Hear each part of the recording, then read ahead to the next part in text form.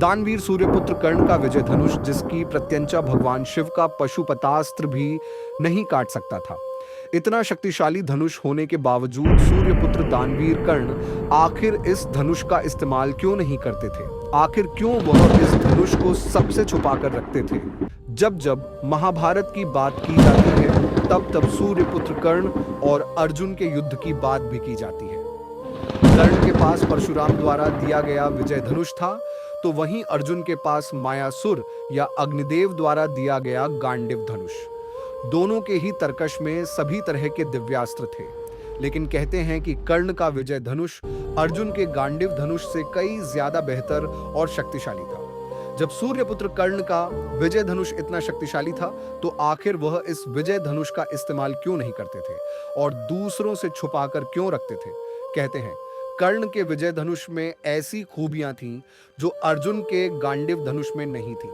विजय एक ऐसा धनुष था जो किसी भी प्रकार के अस्त्र या शस्त्र से खंडित नहीं हो सकता था। इससे तीर छूटते ही भयानक ध्वनि उत्पन्न करते थे। कहते हैं कि कर्ण का विजय धनुष मंत्रों से इस प्रकार अभिमंत्रित था कि वह जिस भी योद्धा के हाथ में होता, उस योद्धा के चारों तरफ एक ऐसा अभेद्य घेरा बन जाता जिसे भगवान शिव का पशुपतास्त्र भी नहीं भेद सकता था।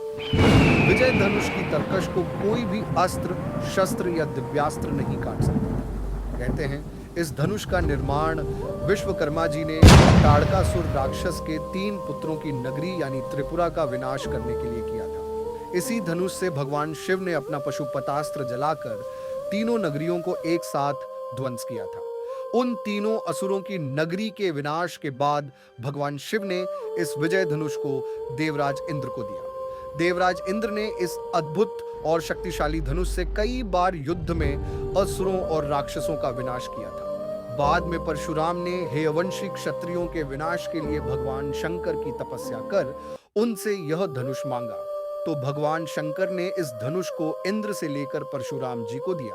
फिर जब कर्ण ने झूठ बोलकर भगवान परशुराम से धनुर्विद्या और ब्रह्मास्त्र चलाने की शिक्षा प्राप्त की, तब परशुराम जी को इसका पता चला। उन्होंने कहा कि उस वक्त वह अकेला पड़ जाएगा और अपनी सारी शक्तियां भूल जाएगा, जिस वक्त उसे इन शक्तियों की अधिक आवश्यकता होगी।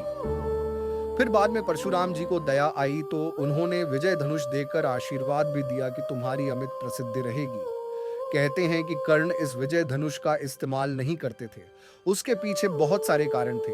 कहते थे विजय धनुष के अंदर ऐसी खूबी थी कि मात्र किसी भी दिव्यास्त्र के इसके साथ प्रयोग करने से दिव्यास्त्र की शक्ति 10 गुना बढ़ जाती थी। कर्ण ने अपने पूरे जीवन काल में इस विजय धनुष का इस्तेमाल कभी नहीं किया, क्योंकि वह जानते थे कि कोई भी साधारण मनुष्य इस विजय धनुष की टंकार को भी नहीं सह सकता है, और अगर इसके साथ किसी दिव्यास्त्र का प्रयोग किया जाए फिर तो विनाश पक्का है।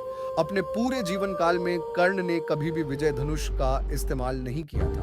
उन्होंने विजय धनुष को हमेशा छुपा कर रखा था। लेकिन जब महाभारत के 17वें दिन कर्ण और अर्जुन आमने सामने थे, तब उन्होंने विजय धनुष का इस्तेमाल किया था, क्योंकि वही एक ऐसा युद्ध था जो एक निर्णायक स्थिति को पैदा करता था, यानी कि या तो अर्जुन जीवित रहेंगे या तो कर्ण। दोस्तों, यही एक वजह थी जिस वजह से कर्ण हमेशा विजय धनुष को छुपा कर रखते थे और कभी भी इसका उपयोग नहीं करते थे। सिर्फ और सिर्फ महाभारत के 17वें दिन उन्होंने इस धनुष का इस्तेमाल किया था।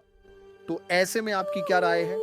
क्या अपने पूरे जीवन काल में कर्ण को इस विजय धनुष का इस्तेमाल करना चाहिए था या नहीं? या उन्होंने जो किया वह सही किया? आपका क्या मानना है? कमेंट बॉक्स में हमें जरूर बताएं। वीडियो अगर आपको अच्छी लगी हो तो लाइक करें, हमारे चैनल को सब्सक्राइब करें और ज्यादा से ज्यादा शेयर भी करें।